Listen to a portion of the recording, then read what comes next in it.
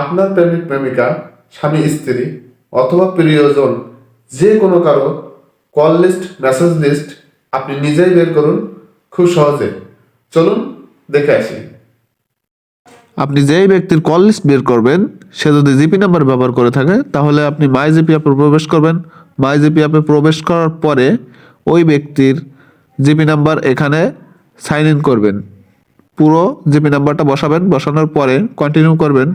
তারপরে ওই নাম্বারে একটা মেসেজ যাবে, ওখানে একটা কোড আছে, ওই কোডটি আপনাকে নিতে হবে যেভাবে হোক।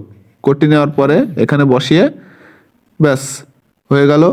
তারপর আপনি চলে যাবেন নিচে স্ক্রল করে, নিচের দিকে আসার পর দেখবেন যে সি মোরে ক্লিক করবেন।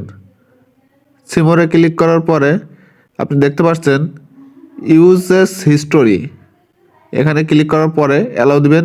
অ্যালাউ দেওয়ার পরে কল হিস্টোরি দেখেন উপরে আছে, কল হিস্টোরিতে ক্লিক করবেন, পুরো লিস্ট চলে আসবে।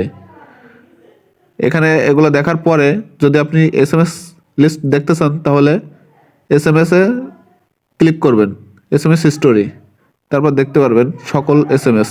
দেখুন তো কত সহজ না বলেন।